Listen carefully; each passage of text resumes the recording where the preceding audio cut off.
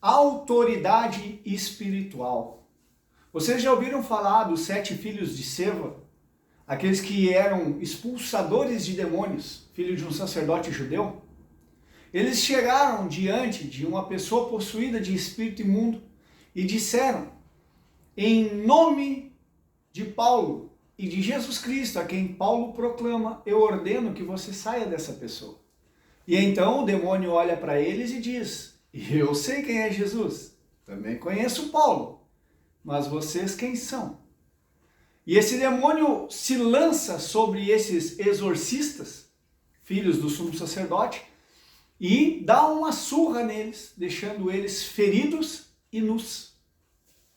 Irmãos, não importa o quão você é respeitado no mundo, não importa quantos seguidores você tem na rede social, não importa quantos 1000 membros existem na congregação da qual você preside, se o teu nome não estiver respeitado na esfera espiritual, seja conhecido dos anjos ou temido pelos demônios, eu tenho notícia para te dar: você não é ninguém no reino de Deus. Vamos falar sobre isso? Paulo disse que os critérios do apostolado dele não eram coisas de recomendação humana, mas as próprias igrejas que eram levantadas por intermédio do ministério apostólico de Paulo era a confirmação de que ele era um apóstolo de Jesus Cristo. E não somente isso, Paulo também operava sinais, curas, maravilhas. Jesus deixou claro que os sinais acompanhariam aqueles que crescem no seu nome. Eles expulsariam demônios, eles curariam enfermos, se eles bebessem algo mortífero não sofreriam dano. São palavras do próprio Messias. Então, como saber se uma pessoa realmente ela é comissionada por Jesus para esse ministério ou se ela é simplesmente alguém que estudou teologia e saiu por aí fundando igreja, ou fazendo palestras, ou fazendo pregações, ou fazendo vídeos na internet como esse que vocês estão assistindo, mas ela não é reconhecida no reino. Ela não é um representante de Jesus. Por quê? Porque ela não tem os frutos que condizem com o cristianismo que ela prega. Irmãos, Jesus diz claramente que todo ramo ligado nele que não produzir o fruto, e nós sabemos o que é os frutos do Espírito, né? O amor principalmente, todo ramo que ligado nele não produzir fruto será cortado e lançado ao fogo. Tanto é fato que no capítulo 7 de Mateus é bem claro quando Jesus diz: muitos virão naquele dia. Que dia? No dia do juízo.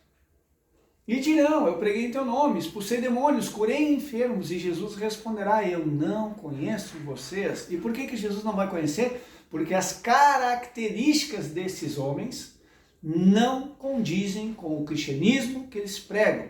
Eles tinham o dom, eles tinham o talento, eles até receberam por misericórdia e graça, porque tudo que nós fazemos é graça e misericórdia do Senhor, nós não temos mérito, não existe ninguém melhor que ninguém. Todos nós éramos pecadores, condenados ao lago de fogo, e pela misericórdia do Senhor, hoje somos filhos de Deus. Quando você entende essa verdade, você entende que pregar o evangelho é sua obrigação. Ajudar uma pessoa necessitada é seu dever. Auxiliar um irmão na fé não tem mérito nenhum nisso. Você não vai receber aplausos por isso, porque é obrigação de um cristão auxiliar os irmãos.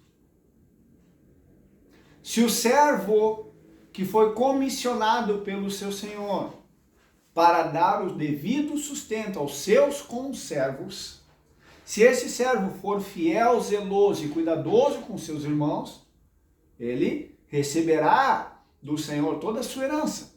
Agora, se ele for um servo mau e disser: o meu senhor se demora, e começar a espancar seus irmãos e a comer e a beber com ébrios, virá o senhor desse homem em dia em que ele não espera e o lançará à sorte com os ímpios. Ali haverá choro e ranger de dentes. O que eu quero dizer com isso, meus irmãos? Que os critérios que nos autorizam a falar de Jesus não é um conhecimento bíblico, mas é uma expressão de caráter e uma transformação de conduta. Os sinais acompanham os que creem, amém? Então o que leva o irmão Francis, eu que vos falo, a estar fazendo esse vídeo aqui?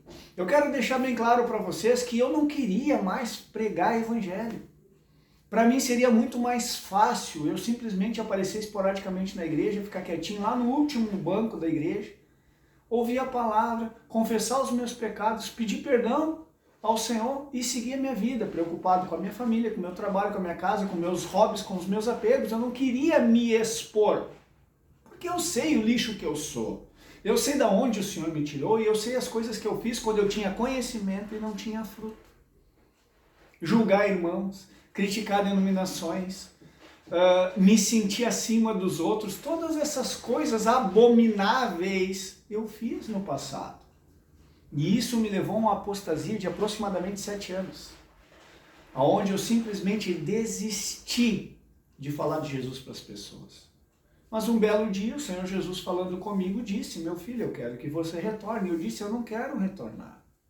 É muito mais cômodo e é muito mais seguro para mim eu não me expor, eu não ter que confrontar fariseus, eu não ter que confrontar heresias humanas, eu não ter que confrontar esses coaches motivacionais que estão aí no mundo com milhões e milhões de seguidores, arrecadando milhões e milhões de dólares às custas de um povo incauto, que deveria estar recebendo por graça, ou seja, de graça, um evangelho que nos foi confiado de graça.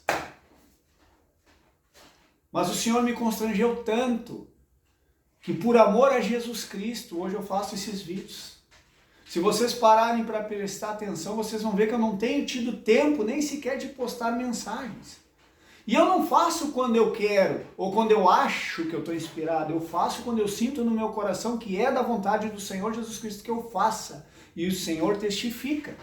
Mas quem te garante que você é alguém enviado por Jesus? É simples, os sinais acompanharão os que creem.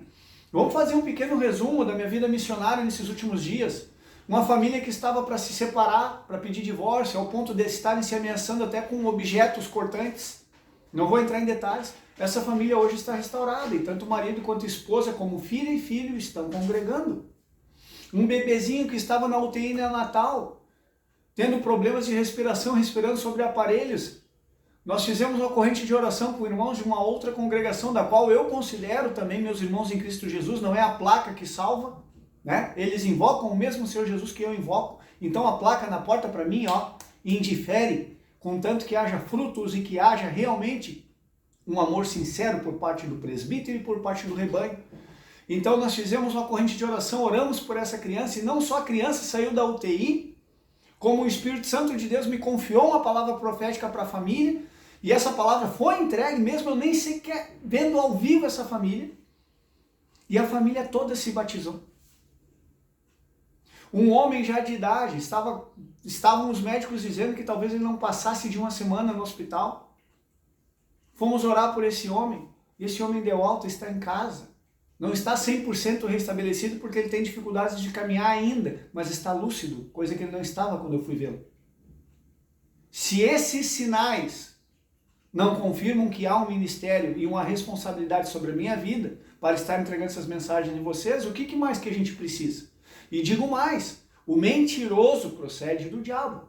Então cada palavra que eu deixo aqui para vocês e cada testemunho que eu estou entregando com relação a sinais, curas e maravilhas, eu não sou louco de ser um fantoche do diabo e mentir diante de uma câmera para as pessoas que vão assistir esse vídeo. Então, resumindo isso, porque eu não tenho mérito nenhum nisso, tudo é graça e misericórdia. O Senhor, Ele honra aquele que o teme e aquele que crê. Simples assim. Não é que o Francis seja ungido. Não.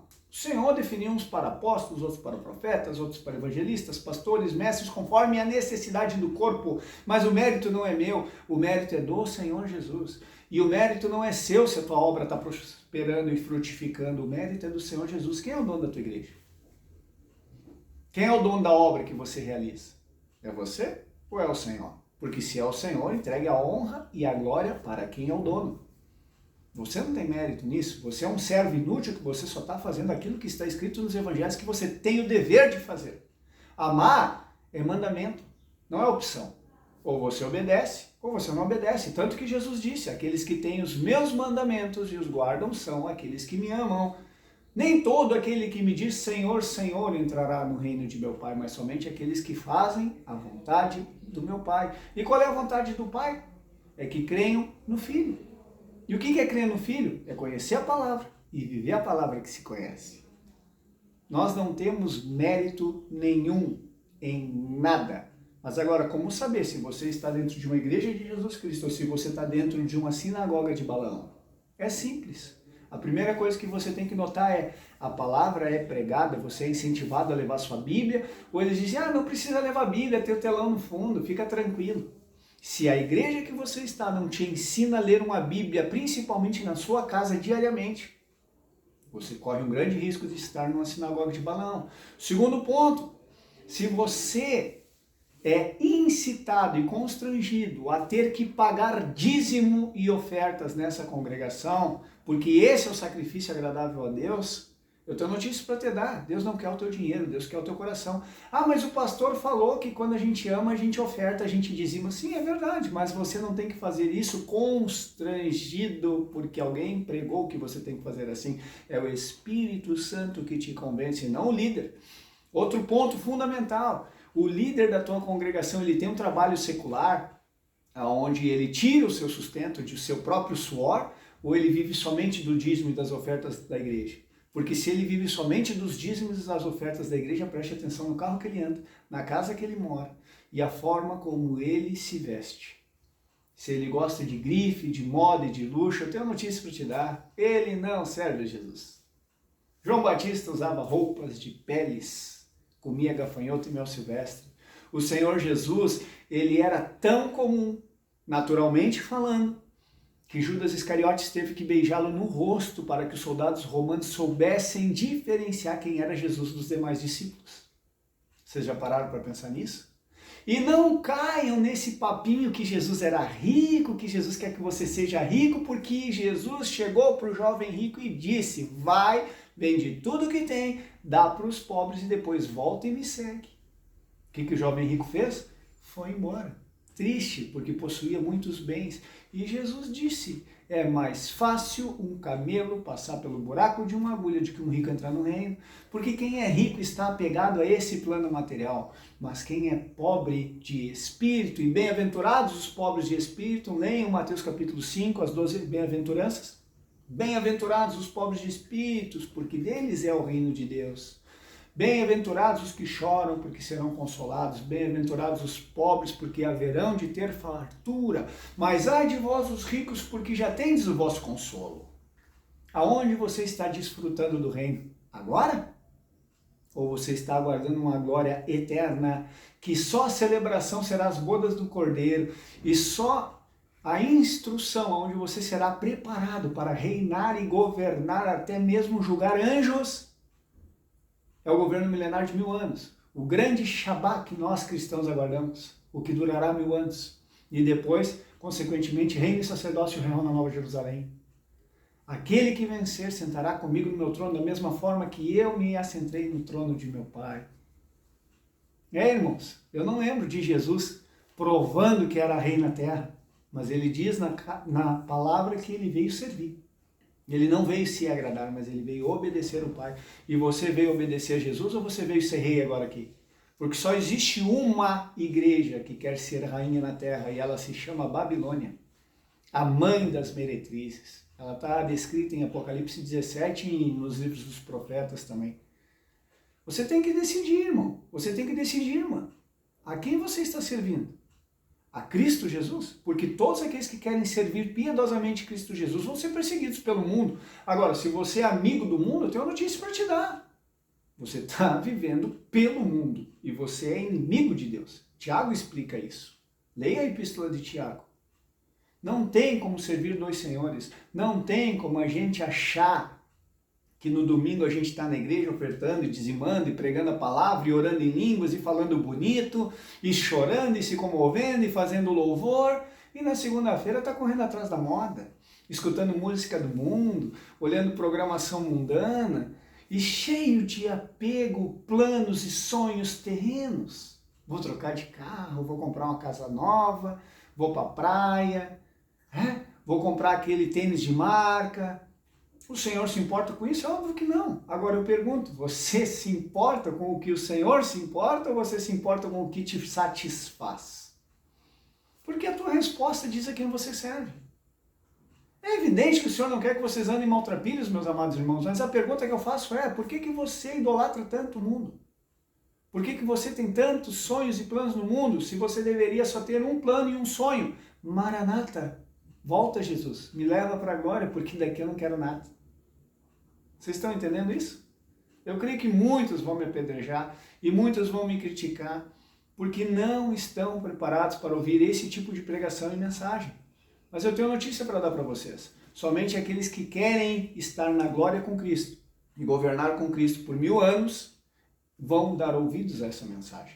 E eu digo mais, o rio Eufrates, como diz a ciência e as escrituras, ele já está secando.